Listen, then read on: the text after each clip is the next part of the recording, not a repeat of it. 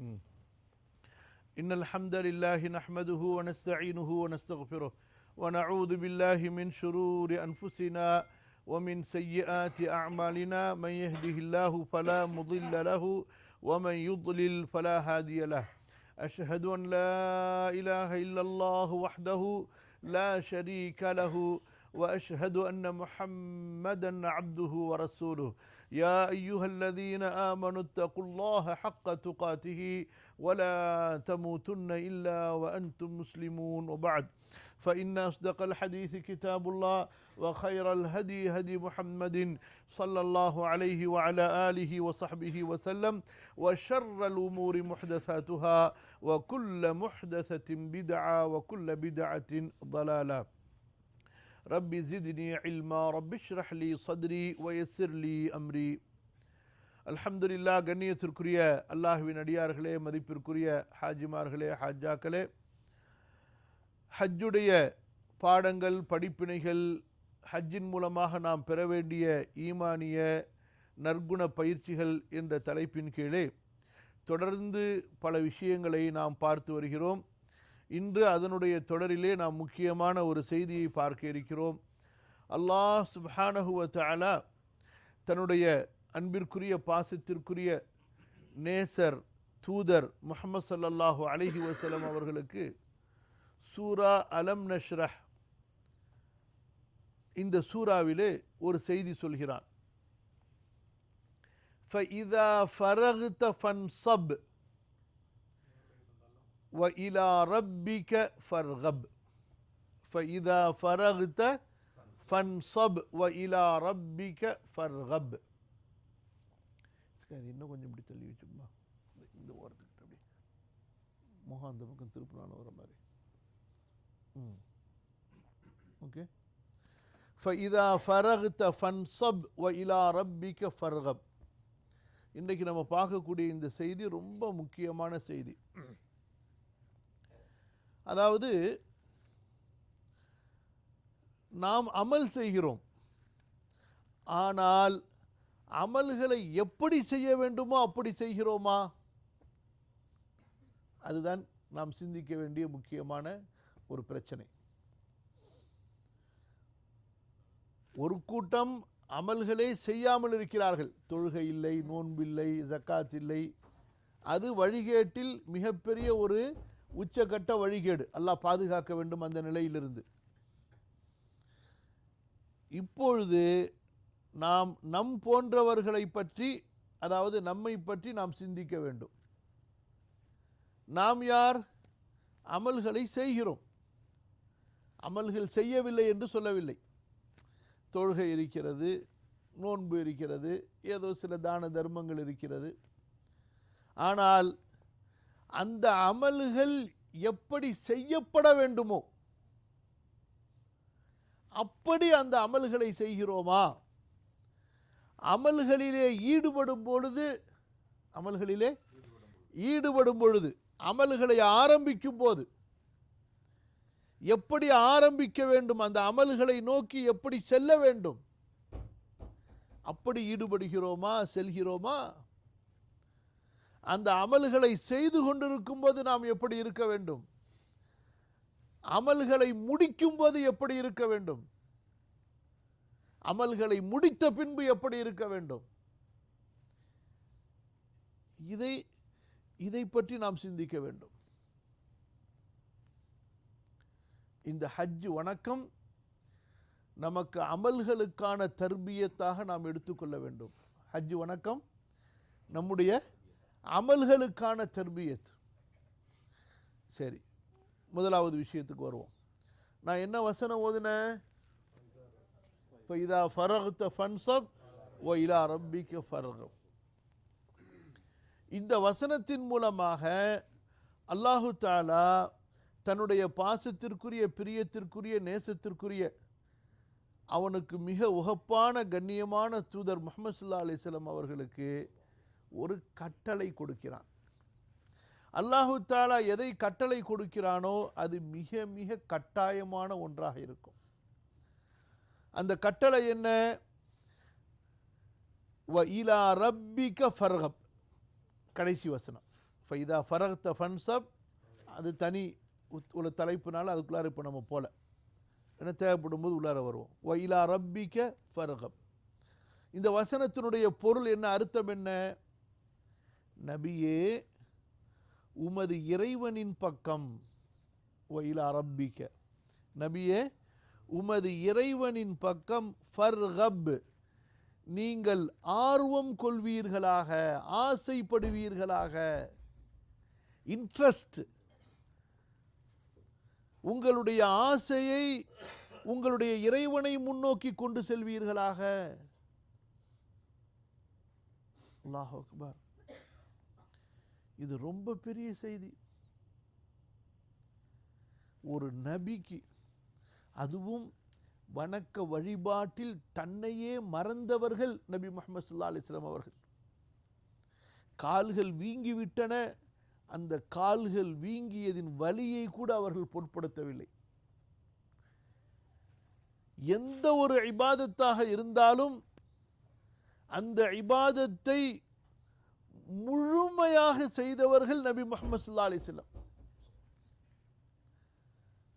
அல்லாஹு தஆலா விரும்புகிற அந்த அடிப்படையில் அந்த இபாதத்தை நிறைவேற்ற வேண்டும் என்ற அந்த ஒரு ஆர்வத்தில் இருந்தவர்கள் நபி ஸல்லல்லாஹு அலைஹி வஸல்லம். அவர்கள் இபாதத்துக்காக எடுத்துக்கொண்ட சிரமத்தை போன்று வேறு யாரும் எடுத்துக்கொள்ள முடியாது. நாம் எல்லாம் சொல்வோம், சிரமப்படாமல் அல்லாஹுவை வணங்க வேண்டும் என்று. எப்படி? சிரமப்படாமல், உன்னை சிரமப்படுத்திக் கொள்ளாதே, மார்க்கம் லேசானது. மார்க்கம் லேசானது, உன்னை சிரமப்படுத்திக் கொள்ளாதே, உன்னை வருத்தி கொள்ளாதே என்று நபி ஸல்லல்லாஹு அலைஹி வஸல்லம் சொன்ன சொல்லுக்குரிய அர்த்தத்தையே தவறாக மாற்றி வைத்து விட்டோம். நபி ஸல்லல்லாஹு அலைஹி வஸல்லம் ஒவ்வொரு வணக்கத்தையும் சிரமம் எடுத்து செய்தார்கள். மனிதன் எதற்கு சிரமப்படுவான்? எதிலே மனிதனுக்கு உச்சக்கட்ட ஆர்வம், ஆசை இருக்குமோ அதற்குத்தான் அவன் சிரமப்படுவான்.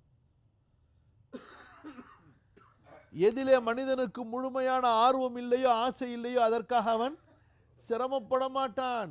டோன்ட் கேர், புறக்கணித்து சென்று கொண்டே இருப்பான். இது இல்லை என்றால் இன்னொன்று என்று.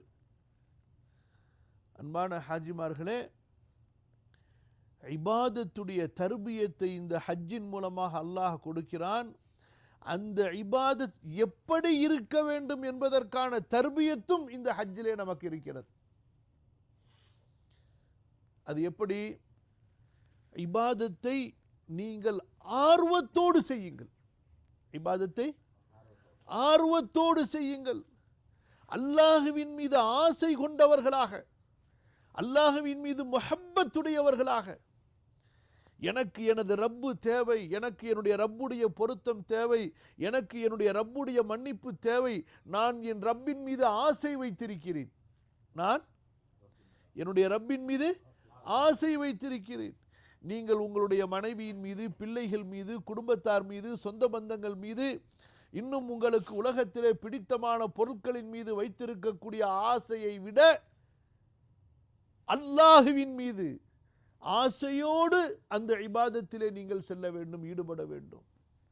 உள்ளம் நிரம்பிய அளவு ஆசை, உள்ளம் நிரம்பிய அளவு ஆசை, அப்படிப்பட்ட ஒரு ஆசை, ஆர்வம், துடிப்பு, பிரியம். சுப்ஹானல்லாஹ். அந்த ஆசையால் உள்ளம் எந்த அளவு நிரம்பி இருக்குமோ அப்பொழுது நீங்கள் இன்னி வஜ்ஜஹ்து வஜ்ஹி லில்லதி ஃபதர ஸமாவாதி வல் அர்த ஹனீஃபன் வமா அன மினல் முஷ்ரிகீன் என்று சொல்வது 100க்கு 100 உண்மையாக இருக்கும். கல்பிலே அல்லாஹுடைய முஹப்பத்தை நிலைநிறுத்தியவர்களாக, அல்லாஹுவின் மீது தேடலுடையவர்களாக, அல்லாஹுவை நேசித்தவர்களாக நின்ற நிலையில் வஜ்ஜஹ்து, அல்லாஹு அக்பர், அப்படிப்பட்ட தக்பீரை, அப்படிப்பட்ட முன்னோக்குதலை அல்லாஹ் எதிர்பார்க்கிறான். செல்லும் பொழுதே துன்யாவுடைய 1008 எண்ணங்களோடு மஸ்ஜிதிற்கு செல்வது, தக்பீருக்கு கையை உயர்த்தும் போதே உள்ளமெல்லாம் எங்கேயோ பறந்து கொண்டிருக்க, எதையோ சிந்தித்து கொண்டிருக்க, எதையோ தேடிக்கொண்டிருக்க, தக்பீர் சொல்லிவிட்டு அல்லாஹ்விற்கு முன்னால் நிற்கும் பொழுது அது நீங்கள் அல்லாஹ்விற்கு முன்னால் உடலால் நிற்கிறீர்கள், உள்ளத்தால் நிற்கவில்லை, சிந்தனையால் நிற்கவில்லை. உள்ளத்தால் சிந்தனையால் நிற்கவில்லை. உங்களது உடல் நிற்கிறது, உங்களது உடல் குனிகிறது, உங்களது உடல் சிரம்படுகிறது. ஆனால் உள்ளத்திற்கும் இந்த அமலுக்கும் எந்த தொடர்பும் இல்லாமல் இருக்கிறது. உள்ளத்திற்கும் அமலுக்கும் எந்த தொடர்பும் இல்லாமல் இருக்கிறது. அன்பான சகோதரர்களே, அல்லாஹுடைய தூதர் ஸல்லல்லாஹு அலைஹி வஸல்லம் அத்தகைய இபாதத்தை கற்றுத்தரவில்லை. அவர்கள் கற்றுக் கொடுத்த இபாதத், அல்லாஹ் நபி ஸல்லல்லாஹு அலைஹி வஸல்லம் அவர்களுக்கு கற்றுக் கொடுத்த பயிற்சி கொடுத்த இபாதத், உடல் அசைவுகளோடு உள்ளம் ஒன்ற வேண்டும். உள்ளம் உடலை கட்டுப்படுத்த வேண்டும். உள்ளம் உணர்வுகளை கொண்டு வர வேண்டும். உள்ளம் சிந்தனைகளை ஒருங்கிணைக்க வேண்டும். ஓதக்கூடிய வசனங்களோடு உள்ளம் ஒன்ற வேண்டும். நீங்கள் மொழியக்கூடிய திக்ருகளோடு உங்களுடைய உள்ளம் ஒன்ற வேண்டும். அப்படிப்பட்ட இபாதத்தை தான் அல்லாஹு தஆலா ரசூலுல்லாஹ் ஸல்லல்லாஹு அலைஹி வஸல்லம் அவர்களுக்கு கற்றுக் கொடுத்தார். அந்த இபாதத்தை தான் நபி ஸல்லல்லாஹு அலைஹி வஸல்லம் சஹாபாக்களுக்கு கற்றுக் கொடுத்தார்கள், தர்பியா செய்து கொடுத்தார்கள். ஒரு சஹாபி வந்தார். வந்த வேகத்துக்கு பள்ளியில் ஒளி செஞ்சார், தொழுதார், திரும்பி போனார். நபி ஸல்லல்லாஹு அலைஹி வஸல்லம் அழைத்தார்கள். அழைத்து விட்டு சொன்னார்கள், சல்லி ஃபைன்னக லம் துஸல்லி, போ, திரும்ப தொழு, நீ தொழவில்லை என்று சொன்னார்கள். அவர் திரும்ப வேகமாக போனார், தக்பீர் கட்டினார், திரும்ப வந்தார். நபி ஸல்லல்லாஹு அலைஹி வஸல்லம் சொன்னார்கள், திரும்ப செல், திரும்ப செல், நீ தொழு, நீ தொழுதது தொழுகையே இல்லை என்று மறுத்தார்கள். அவர் திரும்ப வந்தார், போய் முடிச்சுட்டு திரும்பவும் ரசூலுல்லாஹி ஸல்லல்லாஹு அலைஹி வஸல்லம் அவரை அனுப்பினார்கள். திரும்பி போ, இர்ஜா ஃபஸல்லி ஃபைன்னக லம் துஸல்லி, திரும்பி போ, தொழு, நீ தொழுதது தொழுகையே இல்லை என்று. மூன்றாம் முறையும் தொழுதுட்டு அவர் வர்றாரு. ரசூல் ஸல்லல்லாஹு அலைஹி வஸல்லம் நான்காவது தடவையும் சொல்றாங்க, திரும்பி போ, நீ தொழு, நீ தொழுதது தொழுகையே இல்லை என்று. அந்த சஹாபி சரணடைஞ்சிட்டார். யார் ரசூலுல்லாஹ், இதுக்கு மேலே எனக்கு தொழுவு தெரியாது, நீங்களே கற்றுக் கொடுத்துருங்கன்ட்டார். இதுக்கு மேலே எனக்கு தொழுகை தெரியாது, எனக்கு நீங்கள் தொழுகையை கற்றுக் கொடுங்க. அல்லாஹ்வுடைய தூதர் ஸல்லல்லாஹு அலைஹி வஸல்லம் அவரை அமர வைத்து அவருக்கு ஒது எப்படி நிதானமாக செய்ய வேண்டும், தக்பீர் எப்படி நிதானமாக ஆரம்பிக்க வேண்டும், ருக்கு எப்படி நிதானமாக செய்ய வேண்டும், ருக்குயிலிருந்து எழுந்ததற்கு பிறகு எப்படி நிதானமாக நிற்க வேண்டும், சுஜூது எப்படி நிதானமாக செய்ய வேண்டும், சுஜூதிலிருந்து உட்காரும் பொழுது எப்படி நிதானமாக அமைதியாக பொறுமையாக உட்கார வேண்டும், பிறகு சுஜூது செய்வது, இப்படியாக ஒவ்வொரு ருக்குனையும் எப்படி நிதானமாக அமைதியாக செய்வது என்பதை அல்லாஹ்வுடைய தூதர் ஸல்லல்லாஹு அலைஹி வஸல்லம் அவருக்கு கற்றுக் கொடுத்தார்கள். அப்படி தொழுதால்தான் அது தொழுகை, இல்லை என்றால் அது தொழுகை இல்லை. உடல்களின் உறுப்புகளை நிதானப்படுத்தி, நம்முடைய உடல் அசைவுகளை நிதானப்படுத்தி, அதோடு உள்ளத்தின் உணர்வுகளை அல்லாஹ்வுடைய தூதர் ஸல்லல்லாஹு அலைஹி வஸல்லம் கொண்டு வந்து அங்கே ஒன்றிணைக்க விரும்பினார்கள் என்று பலரை பார்க்கிறோம். தக்பீர் கட்டிய வேகத்துக்கு சலாம் கொடுத்து முடிச்சிருவாங்க. சூப்பர் ஃபாஸ்ட், எப்படி ஃபாஸ்டில் சூப்பர் ஃபாஸ்ட் எக்ஸ்பிரஸ். ஓதுவதும் சரி, திக்ருகள் செய்வதும் சரி. ரொம்ப பேர் ருக்குவிலிருந்து முழுசாக எந்திரிக்கிறதே இல்லை, அப்படியே சுஜூதுக்கு போயிடுவாங்க. சுஜூதிலிருந்து முழுசாக எழுந்து அமராமல் அப்படியே அடுத்த சுஜூது செய்து விடுவார்கள். அல்லாஹ்வுடைய தூதர் ஸல்லல்லாஹு அலைஹி வஸல்லம், எழு, நிதானமாக உன்னுடைய முதுகு நிமிருகின்ற வரை, ஹத்தா தஸ்தவிய காயிமன் இத்மஇன் வஅ்ததில், நிதானமாக நில், உனது முதுகு நிமிரட்டும், சமமாகட்டும். அதுக்கு பிறகு நீங்கள் சுஜூதுக்கு போகணும்.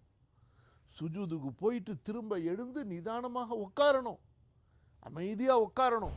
ஹத்தா தர்ஜஅல் மஃபாசிலு குல்லுஹா, ஒவ்வொரு எலும்புகளும் அதனுடைய இடத்திற்கு திரும்புகின்ற வரை, அமைதியாக உட்கார்ந்துட்டு ரப்பிக்ஃபிர்லி ரப்பிக்ஃபிர்லி, என் இறைவா என்னை மன்னித்து விடு, என் இறைவா என்னை மன்னித்து விடு, குறைஞ்சது 2 தடவையாவது சொல்லிட்டு அதுக்கு பிறகு சுஜூதுக்கு போகணும்.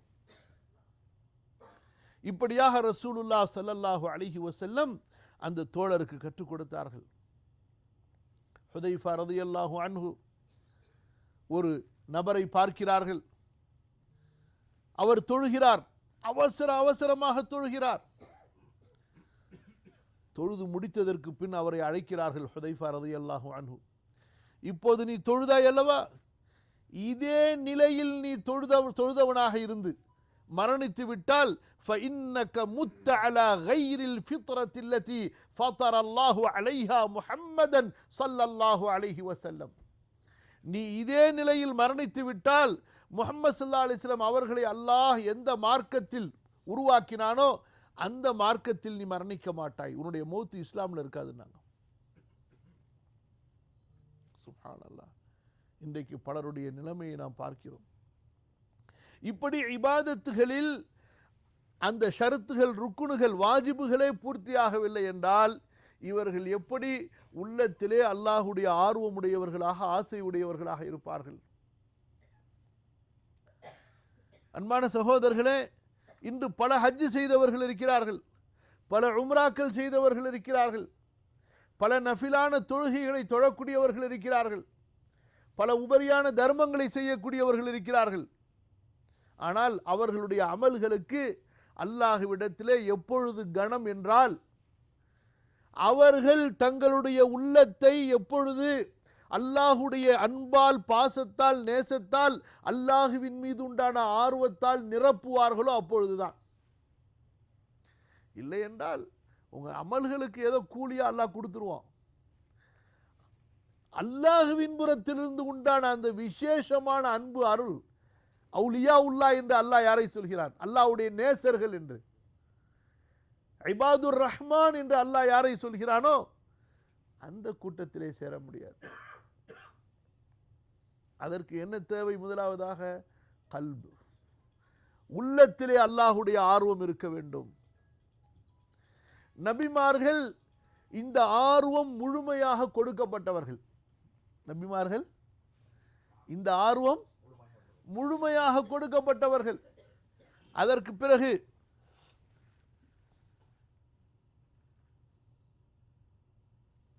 முஹம்மது ஸல்லல்லாஹு அலைஹி வஸல்லம் அவர்களுடைய தோழர்கள் இந்த ஆர்வம் முழுமையாக கொடுக்கப்பட்டவர்கள். அதற்கு பிறகு அப்படியே தாபிஈன்கள். அதற்கு பிறகு யார் எந்த அளவு இதிலே முயற்சி செய்வாரோ அந்த அளவுக்கு அல்லாஹு தஆலா இந்த பாக்கியத்தை கொடுப்பான். இன்று கேள்வி என்ன? நான் அல்லாஹுவை நேசிக்க வேண்டும், அல்லாஹுவின் மீது ஆர்வப்பட வேண்டும். அல்லாஹ் என்னுடைய ரப்பு, அல்லாஹ் என்னுடைய எஜமானன், அல்லாஹ் எனக்கு உபகாரம் புரிந்தவன், இந்த வாழ்க்கையை அவன்தான் கொடுத்தான், நான் அனுபவிக்கக்கூடிய ஒவ்வொரு நிஅமத்துகளையும் அல்லாஹ் தான் எனக்கு கொடுத்து கொண்டிருக்கிறான், என்னுடைய உலக வாழ்க்கையில் நான் சம்பாதித்த செல்வம் அல்லாஹ் எனக்கு கொடுத்தது, என்னுடைய மனைவி அல்லாஹ் எனக்கு கொடுத்தது, என்னுடைய பிள்ளைகள் அல்லாஹ் எனக்கு கொடுத்தது, இந்த உலகத்தில் எனக்கு சொந்தமான எல்லாம் அல்லாஹுடைய அருட்கொடை, அல்லாஹ் எனக்கு கொடுத்தான், அல்லாஹ் என்னுடைய ரப்பு, அவன் என்னுடைய உபகாரி என்று எந்த அளவு அல்லாஹுவின் மீது உண்டான உயர்வான எண்ணம், எப்படி அல்லாஹுவின் மீது உண்டான உயர்வான எண்ணம், உங்களை அல்லாஹுவிற்கு முன்னால் ஒன்றுமில்லாத ஒரு ஃபக்கீராக ஆக்கிக் கொள்வது. உங்களை அல்லாஹுவிற்கு முன்னால் எப்படி ஆக்கணும்? ஒன்றுமில்லாத ஃபக்கீர். எனக்கு எதுவும் இந்த உலகத்தில் சொந்தமில்லை, எனக்கு இந்த உலகத்தில் எதுவும் சொந்தமில்லை அல்லாஹ் சொந்தமாக்கியதை தவிர, எனக்கு இந்த உலகத்தில் எதுவும் உரிமையானது இல்லை அல்லாஹ் கொடுத்ததை தவிர, என்னுடைய அறிவு அல்லாஹ் கொடுத்தது, என்னுடைய திறமை அல்லாஹ் கொடுத்தது, நான் சம்பாதிப்பதற்கான வாய்ப்பு அல்லாஹ் கொடுத்தது, என்னுடைய படிப்பு அல்லாஹ் கொடுத்தது. இப்படியாக நீங்கள் அல்லாஹுவை உங்களுடைய சிந்தனைகளில், உங்களுடைய உள்ளங்களில் முழுமையாக உயர்ந்தவனாக மதிப்பு மிக்கவனாக போற்றப்பட வேண்டியவனாக நிரப்பிக் கொள்கின்ற வரை உங்களை நீங்கள் ஃபக்கீராக கருத மாட்டீர்கள், உங்களை பெரியவனாக கருதி இருப்பீர்கள். நான், எனது அறிவு, என்னுடைய திறமை, எனக்கு உள்ள மதிப்பு மரியாதை, எனக்குள்ள இந்த மதிப்பு, எனக்குள்ள கம்பீரம், எனக்குள்ள சோர்ஸ், அந்த நிலையில் இருக்கும் பொழுது உங்களுக்கு அல்லாஹுவின் மீது ஆர்வம் ஏற்படாது, அல்லாஹுவின் மீது ஆசை ஏற்படாது, அல்லாஹுவின் மீது தேடல் ஏற்படாது. உங்களை ஒரு ஃபக்கீராக, யா அய்யுஹன் நாசு அன்துமுல் ஃபுகராஉ இலல்லாஹ் வல்லாஹுல் கனியுல் ஹமீத், மக்களே நீங்கள் அல்லாஹ்வின் பக்கம் தேவை உள்ளவர்கள் என்பதை புரிந்து கொள்ளுங்கள். நீங்கள் எல்லாம் ஃபக்கீர்கள், அல்லாஹ் தான் தேவையற்றவன், நிறைவானவன், முழுமையானவன், புகழுக்குரியவன் என்று நமக்கு அந்த ஃபீலிங் வருதா? நம்ம ஒவ்வொருத்தரும் நம்மை தன்னிறை உள்ளவர்களாக நினைத்து கொண்டிருக்கிறோம். அல்லாஹுடைய அருளின் பக்கம் ஒவ்வொரு நொடியும் தேவை உள்ளவனாக, ஒரு காலை, இந்த காலை எடுத்து வச்சுட்டு அடுத்த காலை வைக்கிறதுக்கு அல்லாஹ் நாடினால் தான் என்னால் வைக்க முடியும், இல்லாட்டி வைக்க முடியாது. ஒரு மூச்சை விட்டுட்டு அடுத்த மூச்சை நம்ம எடுக்கிறது அல்லாஹ் நாடினால் தான் முடியும், இல்லைன்னா முடியாது. ஒரு வாய் கவலம் உள்ளே செல்வதென்றாலும் அல்லாஹ்வுடைய கருணை, அல்லாஹ்வுடைய அனுமதி தேவை. எனக்கு இந்த நேரம் உணவு கிடைத்தது, அல்லாஹுவால் கிடைத்தது இந்த உணவு, அல்லாஹ் எனக்கு உணவளித்தான், இல்லை என்றால் நான் பட்டினியாக கிடந்திருப்பேன். அல்லாஹ் எனக்கு படுக்க இடம் கொடுத்தான், இல்லை என்றால் எனக்கு இந்த இடம் கிடைத்திருக்காது. ரசூலுல்லாஹி ஸல்லல்லாஹு அலைஹி வஸல்லமுடைய நூற்றுக்கணக்கான துஆக்களை நீங்கள் எடுத்து பாருங்கள். இரவிலே காலையிலே அவர்கள் செய்த துஆக்கள் ஒவ்வொன்றும் அடியான் அல்லாஹுவின் பக்கம் எவ்வளவு முஹ்தாஜ், தேவை உள்ளவனாக இருக்கிறான் என்பதை உணர்த்தக்கூடியது. நம்ம இன்னும் புரியல. நம்ம அதாவது எப்படி நமக்கு எடை போட்டு வச்சிருக்கிறோம்னா, என்னிடத்தில் படிப்பு இருக்குது, என்னிடத்தில் டிகிரி இருக்குது, என்னிடத்தில் திறமை இருக்குது, என்னிடத்தில் ஃபாதருடைய பிஸ்னஸ் இருக்குது, என்னிடத்தில் கிராண்ட் ஃபாதருடைய பிஸ்னஸ் இருக்குது, அல்லது நான் இருக்கிற நாடு பணக்கார நாடு, எங்களுக்கு வசதியான நாடு. இன்னைக்கு செய்தி, லண்டனில் அவ்வளவு பெரிய எக்கனாமிக் ப்ராப்ளம் ஏற்பட்டு எல்லாம் ரோட்டில் குடியிருக்கானுலாம், வாழ்வாதாரத்துக்கு கஷ்டமா. எவ்வளவு பெரிய பணக்கார நாடாக இருந்தாலும் அல்லாஹ் நாடினால் ஒரு நொடியிலே அல்லாஹுவால் மாற்ற முடியும். ஏழையை பணக்காரனாக ஆக்கக்கூடியவன் அல்லாஹ், பணக்காரனை ஏழையாக மாற்றக்கூடியவன் அல்லாஹு தஆலா.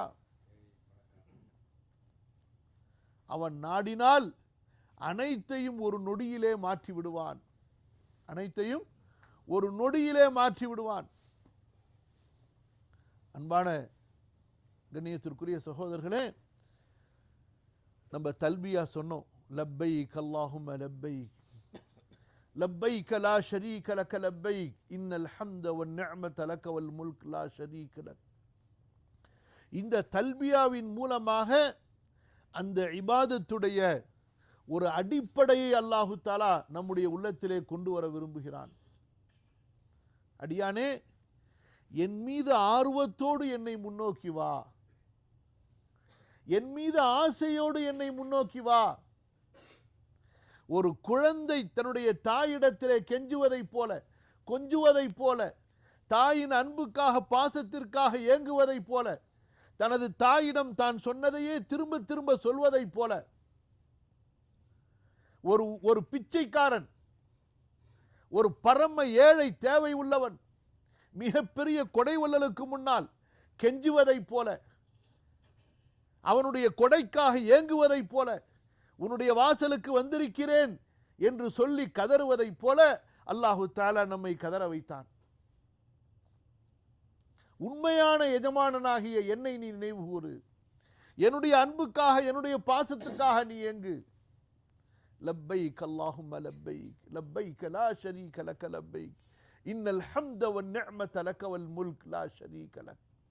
அடியானே, உன்னுடைய உள்ளம் என்னை முன்னோக்க வேண்டும், உன்னுடைய உள்ளத்திலே என்னுடைய அன்பு நிரம்ப வேண்டும், உன்னுடைய உள்ளத்திலே என்னுடைய இபாதத்தின் மீதான ஆசை ஏற்பட வேண்டும். என்னுடைய இபாதத்திற்கு நீ வரும்பொழுது என்னுடைய பிரியத்தோடு வா, வெறுப்போடு வராது. ஏதோ கடமை செய்தாக வேண்டும் என்ற உணர்வோடு வராதே.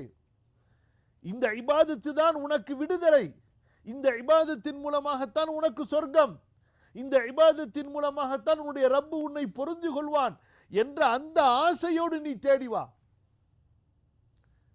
எப்படி வர வேண்டும் இபாதத்திற்கு? ஏதோ முடிச்சிடணும். இந்த இபாதத்தை கொண்டுதான் உன்னுடைய ரப்பு உன்னை திருப்தி கொள்ள போகிறான். அப்படிப்பட்ட தொழுகையாக நீ தொழு. நீ ஒரு தர்மம் செய்யும் பொழுது அந்த தர்மத்தை எப்படி கொடு? உன்னுடைய இறைவன் அந்த தர்மத்தை வாங்குகிறான் ஏழை வாங்குவதற்கு முன்னால். எந்த ஒரு அமலை செய்தாலும் அந்த அமலை உன்னுடைய இறைவனுடைய பொருத்தத்திற்காக நீ செய். அதனாலதான் மார்க்கத்தில் எந்த ஒரு அமலா இருக்கட்டும், ஒதுவாக இருக்கட்டும், தொழுகையாக இருக்கட்டும், எந்த ஒன்றாக இருக்கட்டும், பரிபூரணமாக செய்வது, எப்படி நிறைவாக செய்வது. ஹஜ்ஜுடைய அமல்களில் நம்ம வசனம் ஓதி காட்டணும். சூரா அல் பக்ராவுடைய வசனம், வஅத்திம்முல் ஹஜ்ஜ வல் உம்ரத லில்லாஹ். ஹஜ் உம்ராவை அல்லாஹ்வுக்காக முழுமையாக்குங்கள், நிறைவுபடுத்துங்கள். இந்த வசனம் எதை உணர்த்துகிறது? அடியான் முழு கல்போடு முழு உணர்வோடு அந்த இபாதத்திலே ஈடுபட வேண்டும். அல்லாஹுடைய தூதர் ஸல்லல்லாஹு அலைஹி வஸல்லம் அவர்களும் சஹாபாக்களும் அல்லாஹுவின் மீது இத்தகைய ஆசை உடையவர்களாக இருந்தார்கள், பிரியமுடையவர்களாக இருந்தார்கள். இன்று அன்பான சகோதரர்களே, நமக்கு எப்படி அல்லாஹ்வை புரிஞ்சு வச்சிருக்கிறோம்னு சொன்னா, அல்லாஹ்ங்கிறவன் இறைவன், அவனை நம்ம தொழுகணும், தொழுதான் நமக்கு சொர்க்கத்தை கொடுப்பான், இல்லைன்னா தூக்கி நரகத்தில் போட்டுருவான், முடிஞ்சு போச்சு, அவ்வளோதான். எப்படி நம்ம புரிஞ்சு வச்சிருக்கிறோம் அல்லாஹ்வை?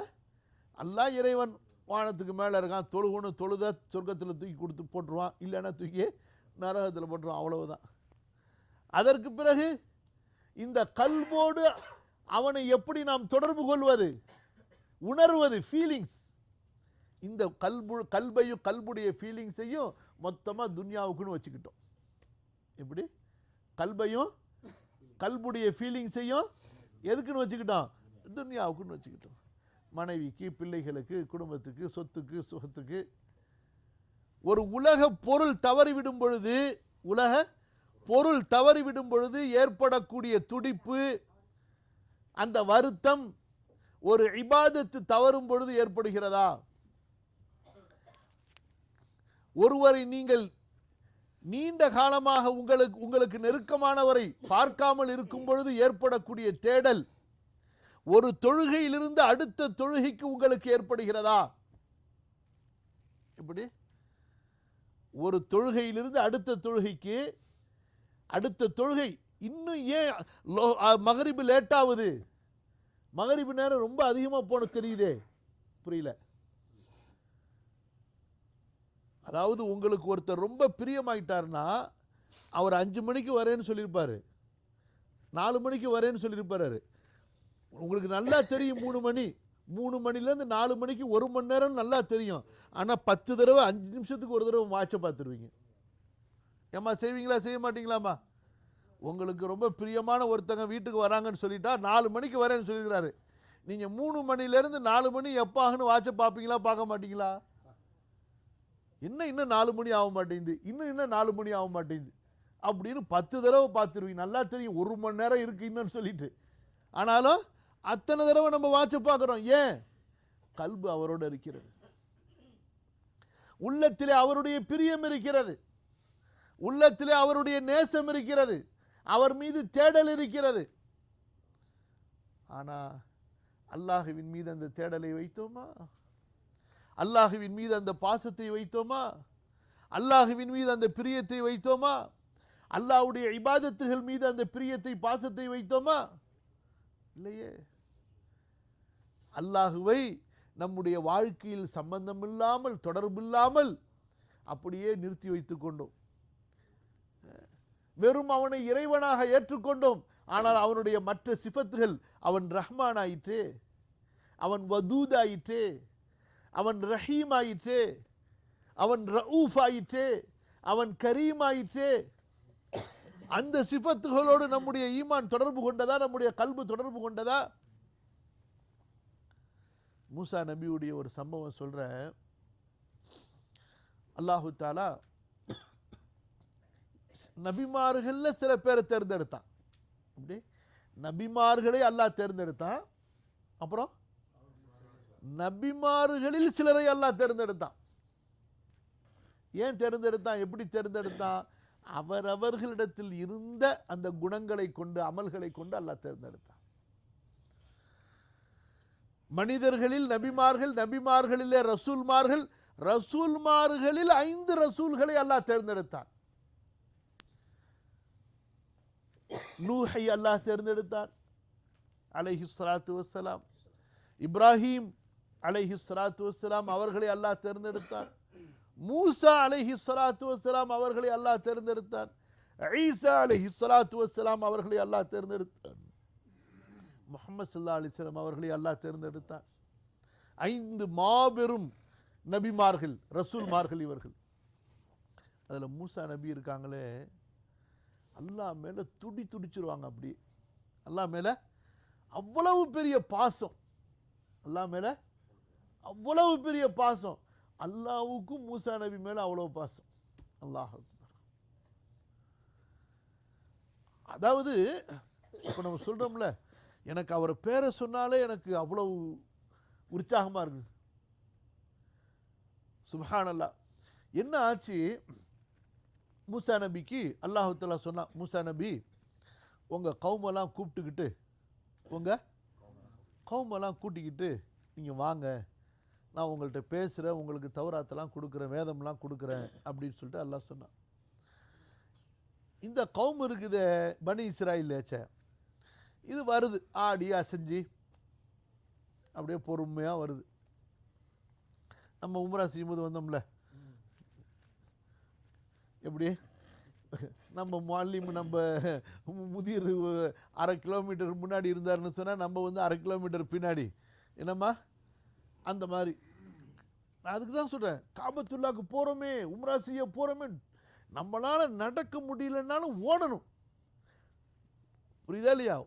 அதுதான் அந்த மாதிரியான வீரத்தை கொண்டு வரணும், அந்த மாதிரியான வீரத்தை கொண்டு வரணும், உற்சாகத்தை கொண்டு வரணும். உடல்ல ஒன்றுமே கிடையாதுங்க, கல்புடைய உற்சாகத்தில் தான் எல்லாமே இருக்கு. கல்புடைய உற்சாகத்தில் தான் எல்லாமே இருக்கு. உங்க கல்புல அந்த உற்சாகம், அந்த வேகம், அந்த வெறி வந்துருச்சுன்னா உங்களை யாருமே தடுக்க முடியாது. அதை கொண்டு வரணும். அதை கொண்டு வந்தாதான் ஹஜ் டேஸ்டா இருக்கும், அதை கொண்டு வந்தாதான் உம்ரா டேஸ்டா இருக்கும், அதை கொண்டு வந்தாதான் தவாஃப் டேஸ்டா இருக்கும். அதை கொண்டு வராம அப்படியே ஆடி செஞ்சு அப்படியே அந்த பேட்டரி கடைசியில் வந்து ஒன்றும் இல்லாமல் போகும் பாருங்க, அப்போ அப்படியே இழுத்துக்கிட்டே போகும் பாருங்க. அந்த மாதிரி கதையில் இருந்தால் எப்படி வேலைக்கு ஆகும்? விஷயத்துக்கு வாங்க. மூசா அலைஹிஸ்ஸலாம் வாங்கடா போவோம், அல்லாஹ் கூப்பிட்றா, அல்லாஹ் போவோம் மூசா, வருவோம் மூசான்னு இப்படியே இழுத்துக்கிட்டே வரானோ. மூசா பார்த்தாங்க, இந்த சோம்பேறி பசங்களோட போனால் கதை ஆகுமான்னு சொல்லிட்டு நீங்கள் பின்னாடி வந்துக்கிட்டே இருங்கடா, நான் போகிறேன்டான்னு சொல்லிட்டு நடக்க ஆரம்பித்தாங்கல்ல. சுப்ஹானல்லாஹ். அல்லாஹு தஆலா சொன்ன அந்த இடத்துக்கு 3 நாளைக்கு முன்னாடி வந்து நின்ட்டாங்க. 1 மணி நேரம் 2 மணி நேரத்துக்கு முன்னாடி இல்லை, எத்தனை நாளைக்கு முன்னாடி? Before 3 days. அல்லாஹு அக்பர். அல்லாஹு தஆலா ஒரு இடத்துக்கு வர சொன்னான், தூர் சீனா மலைக்கு, இந்த இடத்துக்கு நீங்க வந்துருங்க மூசா, இந்த நேரத்தில் வாங்கன்னு சொன்னான். அதுக்கு எத்தனை நாளைக்கு முன்னாடி மூசா அலைஹிஸ்ஸலாம் போய் அங்க நின்னுட்டாங்க? அல்லாஹ் அக்பர். அல்லாஹ் கேட்டான், மா அஅஜலக அன் கௌமிக யா மூசா, மூசா உனது சமுதாயத்தை எல்லாம் விட்டு விட்டு இவ்வளவு அவசரமாக நீ ஏன் வந்தாய்? அல்லாஹ் அக்பர். இவ்வளவு அவசரமாக நீ ஏன் வந்தாய் அப்படின்னு சொல்லி சொன்னாங்க பாருங்க. மூசா அலைஹிஸ்ஸலாம் பதில், அஜில் துயிலைக ரப்பி லிதர்தா, என் இறைவா நான் உன்னை நோக்கி அவசரமாக ஓடி வந்தேன், நீ என் மீது சந்தோஷப்பட வேண்டும் என்பதற்காக, நீ என்னை கொண்டு திருப்தி அடைய வேண்டும் என்பதற்காக, நீ என் மீது பிரியம் வைக்க வேண்டும் என்பதற்காக. அஜில் துயிலைக ரப்பி லிதர்தா, உன்னுடைய ரிலா எனக்கு வேண்டும். பாருங்க, 3 நாளைக்கு முன்னாடி வந்து நின்னாங்க மீகாத்தில்.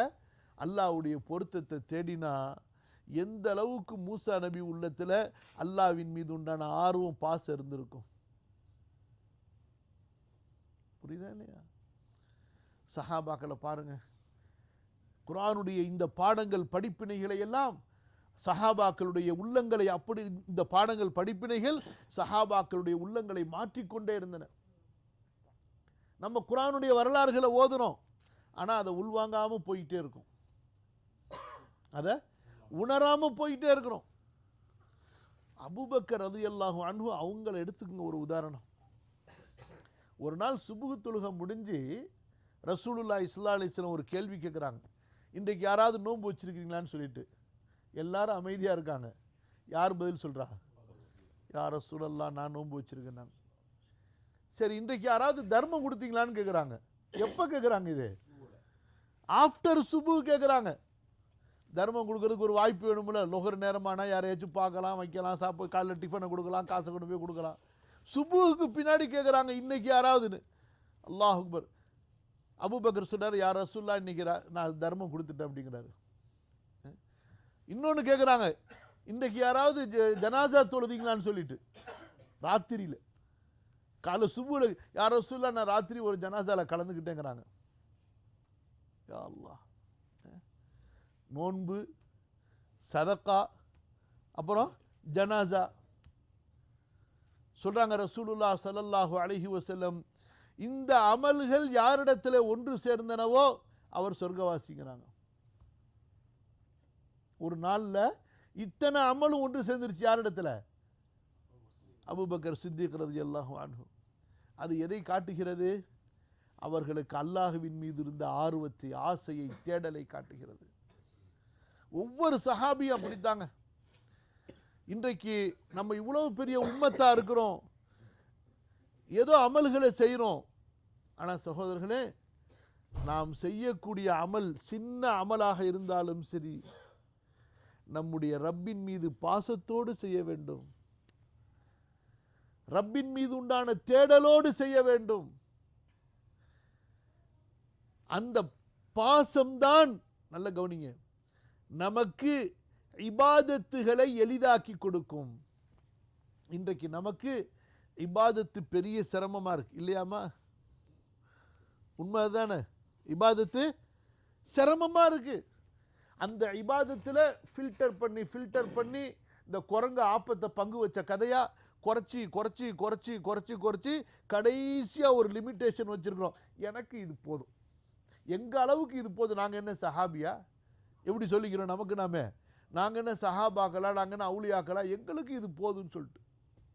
ஆனால் துன்யாவில் எவ்வளவு அனுபவிக்க முடியுமோ அரசர்களின் அளவுக்கு நம்ம துன்யாவை தேடுறோம். ஆனால் அமல்களில் மிக குறைவானதை கொண்டு திருப்தி அடைகிறோமே. அதுக்கு என்ன காரணம்னா இதான், அல்லாஹுவின் மீது உண்டான ஆர்வமின்மை. அதமுர் ரஹ்பதி இலல்லாஹ், அல்லாஹுவின் மீது உண்டான ஆர்வமின்மை, அல்லாஹுவின் மீது உண்டான ஆசையின்மை, அல்லாஹுவின் மீது உண்டான தேடல் இல்லாமல் இருத்தல், அல்லாஹ் ஏற்படுத்தி வைத்திருக்கக்கூடிய அந்த சொர்க்கத்தின் மீது உண்டான அந்த ஆசை குறைவாக இருப்பது. அன்பான ஹஜ்மார்களே, இந்த ஹஜ் நமக்கு அல்லாஹுவின் மீது முழுமையான ஆர்வத்தை ஏற்படுத்தி இருக்கிறதா? அல்லாஹுவின் மீது முழுமையான தேடலை நமக்கு உண்டாக்கி இருக்கிறதா? நம்முடைய கல்பை அல்லாஹுவோடு இணைத்திருக்கிறதா? அப்படி இணைத்திருந்தால், அந்த தேடலை கொண்டு வந்திருந்தால், அது கொஞ்சம் கிடைச்சிருந்தா கூட போதும். எப்படி கஸ்தூரி இருக்கிற கஸ்தூரி வாசனை கொஞ்சம் கிடைச்சாலே எவ்வளோ பெருசு, அம்பர், அந்த மாதிரி கொஞ்சம் கிடைச்சாலே போதும், நம்முடைய வாழ்க்கை நறுமணம் ஆயிடும். யாருக்கு எந்த அளவு அந்த பாக்கியம் கிடைத்ததோ அவர்கள் அந்த அளவு பாக்கியம் பெற்றவர்கள். இன்னா இலல்லாஹி ராகிபூன். நபிமார்கள் சொன்னது, நாங்கள் எப்போதும் அல்லாஹுவின் பக்கம் ஆசை உள்ளவர்கள். எங்களுடைய ரஹ்பத் யார் மீது? அல்லாஹுவின் மீது. அந்த அல்லாஹுவின் மீது ஆசை வந்துவிட்டால் அவனுக்காக இந்த உலகத்தில் நாம் சந்திக்கக்கூடிய எல்லா சிரமங்களும் இன்பமாக ஆகிவிடும். பிலாலுக்கு குறைஷிகளுடைய அடியும் அந்த இன்னல்களும் துன்புறுத்தல்களும் இன்பமாகின. ஏன்? அல்லாஹுவின் மீது அவர் கொண்ட ஆர்வத்தால். உஸ்மானுக்கும் அப்துல் ரஹ்மான் இப்னு அவுஃபுக்கும் அல்லாஹுவின் பாதையிலே கணக்கின்றி செலவழிப்பது அவர்களுக்கு மிக இலகுவாக இருந்தது. அல்லாஹுவின் மீது உண்டான ஆர்வத்தால் நூற்றுக்கணக்கான ஆயிரக்கணக்கான சஹாபாக்கள் அல்லாஹ்வின் பாதையிலே போருக்கு சென்று ஷஹீதானது அவர்களுக்கு இலகுவாக இருந்தது. எதனால்? அல்லாஹுவின் மீது உண்டான ஆசையினால், தேடலினால். எல்லா இபாதத்துகளும் அவர்களுக்கு இலகுவாக இருந்தது. ரசூலுல்லாஹி ஸல்லல்லாஹு அலைஹி வஸல்லம் அவர்களோடு போட்டி போட்டார்கள் சஹாபாக்கள். யார்கிட்ட? சுப்ஹானல்லாஹி ரப்பில் ஆலமீன். நபி ஸல்லல்லாஹு அலைஹி வஸல்லம் ஒரே சஹர், எப்படி ஒரு சஹர் செய்வாங்க, 3 நாள் நோன்பா இருப்பாங்க இஃப்தார் செய்யாம. எப்படிமா ஒரு சஹர் தான், அதுவும் சஹர் நம்ம பிளேட் சஹர் கிடையாது, இப்படி வரிசையாக வச்சு வருத. 3 பேரிச்சம்பழம் அல்லது 5 பேரிச்சம்பழம் அல்லது ஒரு கப்பு பால், அதுதான் சஹர். அந்த ஒரு சஹரை செஞ்சுட்டு அந்த வயசில் எத்தனை நோன்பு வைப்பாங்க? Without braking. மகரிப் வரும்போது நோன்பு திறந்துட்டேன்னு நியத்து மட்டும்தான். மகரிப் வரும்போதே நியத்து மட்டும்தான், நோ இஃப்தார், ஃபிசிக்கலாக எதுவும் சாப்பிட மாட்டாங்க. அதுக்கப்புறம் நோ சஹர், அடுத்த நோன்பு, அடுத்த நோன்பு, அடுத்த நோன்பு, 3 நியத்து மட்டும்தான். அடுத்த நாள் 3 நாள் முடிஞ்ச உடனே தான் நபி ஸல்லல்லாஹு அலைஹி வஸல்லம் இஃப்தார் செய்வாங்க. இதோட இரவு தொழுதாங்க, இதோட ஜிஹாதுக்கு போனாங்க, இதோட பகலெல்லாம் சஹாபாக்களுக்கு மார்க்கத்தை கற்றுக் கொடுத்தார்கள். ஒரு தொழுகையை அவ்வளவு நேரம் தொழ வைத்தார்கள். அந்த குவத்து எங்கேருந்து வந்துச்சு? இதை பார்த்தாங்க சஹாபாக்கள். ரசூலுல்லாஹ் நோன்பு வைக்கிறாங்க, இப்படி நம்மளும் நோன்பு வைப்போமே. நபி ஸல்லல்லாஹு அலைஹி வஸல்லம் கூப்பிட்டாங்க. இன்னக்கும் லஸ்தும் மிஸ்லி, நீங்கள் என்னை போன்று இல்லை, நீங்கள் என்னை போன்று இல்லை, நீங்கள் இப்படி நோன்பு வைக்காதீர்கள். சஹாபாக்கள் சொல்றாங்க, யா ரசூலுல்லாஹ் ரஅய்னாக துவாசில், நீங்க தொடர்ந்து நோன்பு வைக்கிறீங்க அப்படின்னு. நபி ஸல்லல்லாஹு அலைஹி வஸல்லம் சொன்னாங்க, நீங்கள் என்னை போன்று இல்லை, எனக்கு அல்லாஹ்வின் புறத்திலிருந்து உண்ண கொடுக்கப்படுகிறது, எனக்கு அல்லாஹ்வின் புறத்திலிருந்து குடிக்க கொடுக்கப்படுகின்றது, நீங்கள் என்னை போன்று இல்லை என்று சொன்னார்கள். அப்போ நம்ம அமல்களில் யாரை பார்க்கணும்? நமக்கு முன்னாடி சென்றவர்களை பார்க்கணும். அவர்களை போன்று நம்முடைய உள்ளத்தில் அந்த ஆர்வத்தை ஏற்படுத்த பார்க்கணும், அந்த தேடலை உண்டாக்க பார்க்கணும். நபி ஸல்லல்லாஹு அலைஹி வஸல்லம் நீங்கள் இப்படி செய்யுங்க, இப்படி செய்யுங்கன்னு அவங்களுக்கு குறைச்சாங்க. 3 பேர் வந்தாங்க நபி ஸல்லல்லாஹு அலைஹி வஸல்லமுடைய வீட்டுக்கு. ஆயிஷா ரலியல்லாஹு அன்ஹா இடத்துல கேட்குறாங்க, ரசூலுல்லாஹ் எப்படி அமல் செய்வாங்கன்னு. ஆயிஷா ரலியல்லாஹு அன்ஹா இரவுல சொன்னாங்க, நபி ஸல்லல்லாஹு அலைஹி வஸல்லம் இரவுல தூங்குவாங்க, எழுந்திரிச்சு தொழுவாங்க, தொழுவாங்க, அப்புறம் சுபு தொழுவு போயிடுவாங்க. அப்படியா அப்படின்னு ஒருத்தர். அப்புறம் ஒருத்தர், வேற நோம்புலாம் எப்படி வைப்பாங்க? நோன்பு வைப்பாங்க, வச்சுக்கிட்டே இருப்பாங்க, அப்புறம் நோன்பை விட்டுருவாங்க, அப்படியே இருப்பாங்க, அப்புறம் நோன்பு வைப்பாங்க அப்படின்னு. அப்படியா, சரி. கடைசியில் 3 பேர் சேர்ந்து ஒரு உடன்படிக்கை செஞ்சாங்க. அவங்க பரவாயில்லை நபி, அல்லாஹ் அவங்களுடைய முன்பின் பாவங்களை மன்னிச்சுட்டா, நம்ம எப்படி அப்படி இந்த அளவுக்கு கம்மியாக அமல் செஞ்சால் நமக்கு பத்தாது பாருங்க. அதனால இனி நான் திருமணமே முடிக்க மாட்டேன், என்னுடைய வாழ்நாள் ஃபுல்லாக அல்லாஹ்வுக்காக நான் தியாகம் பண்ணிடுவேன். ஒருத்தர் சொன்னார், நான் இரவெல்லாம் தூங்கவே மாட்டேன், நின்று வணங்கி கொண்டே இருப்பேன். ஒருத்தர் சொன்னார், நான் இனி நோன்பு வச்சுக்கிட்டே இருப்பேன் அப்படின்னாரு. அல்லாஹ்வுடைய தூதர் ஸல்லல்லாஹு அலைஹி வஸல்லம் அந்த 3 பேரை மட்டுமல்ல எல்லா சஹாபாக்களையும் கூப்பிட்டு சொன்னாங்க, உங்களில் நான் அதிகம் அல்லாஹ்வை பயப்படக்கூடியவன், உங்களில் அதிகம் நான் அல்லாஹ்வை அறிந்தவன், நான் நோன்பு வைக்கிறேன், நோன்பை விடவும் செய்கிறேன், நான் என் மனைவிகளோடு வாழவும் செய்கிறேன், அல்லாஹ்வை வணங்கவும் செய்கிறேன். யார் எனது சுன்னத்தை புறக்கணிப்பாரோ என்னை சேர்ந்தவர் அல்ல.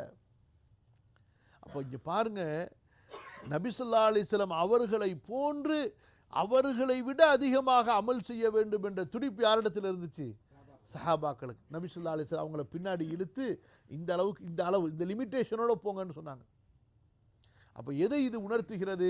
அந்த சஹாபாக்களுடைய உள்ளத்தில் இருந்த ஆர்வம், அர் ரஹ்பத் இலல்லாஹ், அல்லாஹ்வின் மீது உண்டான ஆர்வம், மறுமையின் மீது உண்டான ஆர்வம், சொர்க்கத்தின் மீது உண்டான ஆர்வம், ஆசை. இன்றைக்கு நம்ம ஹஜ்ஜுக்கு வந்தோம், அல்ஹம்துலில்லாஹ் எல்லாரும் ஆசையோடு தான் வந்தோம். ஆனால் முழுமையாக அந்த ஆசையோடு ஹஜ்ஜை நிறைவேற்றணுமா? அந்த ஒரு பரிசோதனை செஞ்சாகணும். 2வது, இந்த ஆசையை ஹஜ்ஜோடு முடிந்து விட்டதா? ஹஜ்ஜுக்கு மட்டும்தானா? இல்லை ஒவ்வொரு வணக்கத்துக்குமா?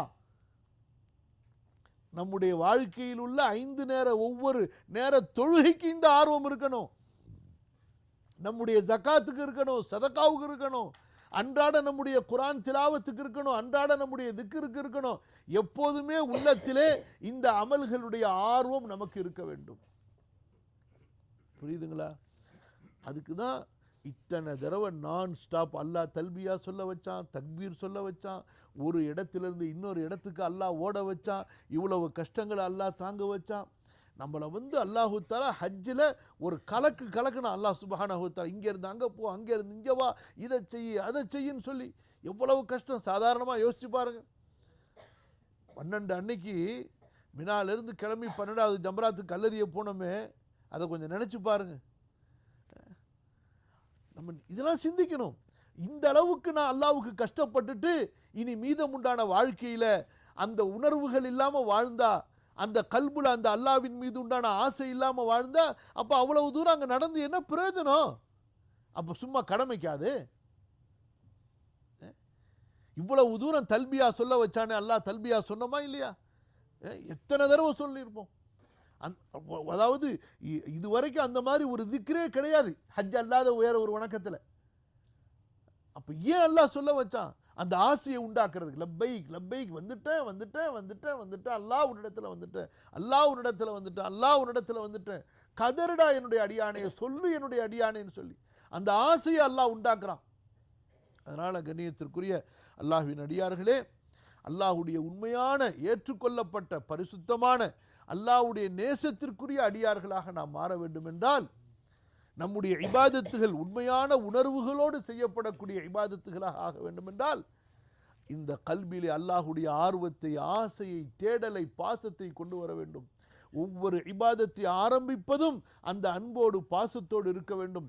அந்த இபாதத்துகள் முழுக்க அந்த ஈமானிய உணர்வுகளோடு அல்லாஹ்வின் மீது உண்டான அன்போடு பாசத்தோடு செய்ய வேண்டும்.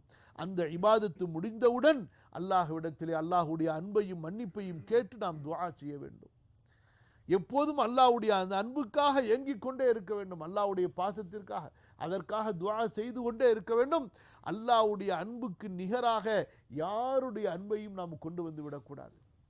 அப்படி அந்த மாதிரி ஒரு தியாகத்தை அல்லாஹ் செய்ய வைத்தான் இப்ராஹிம் நபி மூலமாக. புரியுதுங்களா இல்லையா? அதனால இதை சாதாரணமாக நினைத்துக் கொள்ளாதீர்கள். நம்முடைய இபாதத்துக்கு அல்லாஹு தஆலா கொடுக்கக்கூடிய அந்த கணம், அந்த மதிப்பே இந்த உள்ளத்துடைய தன்மைகளை வைத்து தான். ஏன் சொன்னாங்க நபி ஸல்லல்லாஹு அலைஹி வஸல்லம், என்னுடைய தோழர்கள் கையளவு செய்த தர்மத்திற்கு நீங்கள் மலையளவு தங்கத்தை தர்மம் செய்தாலும் சமமாகாது. என்னுடைய தோழர்கள் கையளவு செய்த தர்மத்திற்கு நீங்கள் மலையளவு தங்கத்தை தர்மம் செய்தாலும் சமமாகாது என்று ஏன் சொன்னார்கள்? அந்த சஹாபாக்கள் அந்த கல்போடு, இந்த கல்பு அல்லாஹ்வின் மீதுண்டான பாசத்தோடு, நேசத்தோடு, அந்த உண்மையான யக்கீனோடு, அந்த தேடலோடு, அல்லாஹ்வின் மீதுண்டான அந்த இறைஞ்சுதலோடு அவர்கள் செய்தார்கள். அதனால் அல்ஹம்துலில்லாஹ் இந்த ஹஜ்ஜுடைய நாட்கள் இன்னும் சில தினங்களிலே நமக்கு முடிவடைய இருக்கின்றன. அல்லாஹு தஆலாவிடத்திலே துஆ செய்ய வேண்டும், இறைஞ்ச வேண்டும். யா அல்லாஹ், உன் மீது ஆர்வமுள்ள கல்பை எனக்கு கொடுப்பாயாக. ரசூலுல்லாஹ்வுடைய துஆக்கள்ல முக்கியமான துஆ அது. ரப்பி ஜஅல்னி லக தக்காரன் லக ஷக்காரன் லக ரஹாபன் லக மித்வாஅன் இலைக முஹ்பிதன் முனீபன் அவ்வாஹா. அந்த யா அல்லாஹ், இந்த கல்புல உன்னை தவிர வேறு ஒருவருடைய தேடலை எனக்கு ஏற்படுத்தி விடாதே. உன்னுடைய அன்பால், பாசத்தால், அச்சத்தால், உன் மீது உண்டான நேசத்தால் என்னுடைய கல்பை நிரப்புவாயாக. நம்ம எல்லாரும் அல்லாஹ்விடத்தில் துஆ செய்யணும். யா அல்லாஹ், ஷைத்தான்கள், உலக ஆசைகள் இந்த கல்பை கெடுத்து விடாமல் என்னுடைய கல்பை பாதுகாப்பாயாக. நமக்கும் துஆ செய்யணும், நம்முடைய குடும்பத்தார்கள், பிள்ளைகளுக்கும். நம்முடைய ஒவ்வொரு அமலையும் இந்த அன்போடு செய்கிறோமா? இடையில ஏதாவது மறதி ஏற்படும், உடனே இஸ்திக்ஃபார் செஞ்சுக்கணும். ஒரு இபாதத்தில் குறை ஏற்பட்டால் உடனே அடுத்த இபாதத்தில் உஷாராயிடணும். இல்லை 3 தடவை நீங்கள் உஷார் இல்லாமல் அப்படியே செஞ்சிட்டீங்க, அது உங்களுக்கு தலையெழுத்த வாழ்க்கையில் அதுவே வழக்கமாக போயிடும். நீங்கள் 3 தொழுகையை அசால்ட்டாக தொழுது பாருங்கள், அல்லாஹ் பாதுகாக்கணும் சொல்கிறேன். அதுக்கப்புறம் அப்படியே பழக்கமாக போயிடும். 3 தொழுகையை நீங்கள் கவனமாக, கரெக்டாக, அச்சத்தோட, பொறுமையாக, நிதானமாக 3 வக்தை சரி செஞ்சு பாருங்கள், அதுவே உங்களுக்கு பழக்கமாக போயிடும். அதுவே உங்களுக்கு அதே போல தான் ஒவ்வொரு அமலையும் 3 தடவை கரெக்டாக செய்யுங்க, அது உங்களுக்கு பழக்கமாக போயிடும். தர்மமாக இருக்கட்டும், குர்ஆன் ஓதுறதா இருக்கட்டும், திக்ரு செய்கிறதா இருக்கட்டும், 3 தடவைக்கு மேலே ஒரு விஷயத்தில் அலட்சியம் செஞ்சீங்கன்னா அது அப்படியே நமக்கு வழக்கமாக போயிடும். அல்லாஹ் பாதுகாக்கணும். அல்லாஹ் சுப்ஹானஹு வ தஆலா எனக்கும் உங்களுக்கும் அல்லாஹுடைய அன்பை, பாசத்தை, நேசத்தை நமக்கு தருவானாக. ஒவ்வொரு அமலையும் அல்லாஹுடைய முழு அன்போடு, முழு பாசத்தோடு, அல்லாஹுவின் மீது உண்டான முழு ஆர்வத்தோடு செய்யக்கூடிய அந்த நற்பாக்கியத்தை தந்தல்வானாக. நம்முடைய உள்ளங்களில் ஏற்படக்கூடிய சிறிய பெரிய ஒவ்வொரு விதமான அலட்சியத்திலிருந்தும் அல்லாஹு தஆலா நம்மை பாதுகாப்பானாக. ஷைத்தானுக்கு நம் மீது ஆதிக்கத்தை ஏற்படுத்தாமல், நஃப்ஸ் நம்மை வழிகெடுக்காமல் அல்லாஹ் நம்மை பாதுகாப்பானாக. ஆமீன் ஆமீன். பாரக்கல்லாஹு லி வலக்கும் வ ஜஸாக்குமுல்லாஹு கைரன். வஸ்ஸலாமு அலைக்கும் வரஹ்மத்துல்லாஹி வபரகாத்துஹு. லா ஹவ்ல வலா குவத்த இல்லா பில்லாஹில் அலியில் அஸீம். நாளை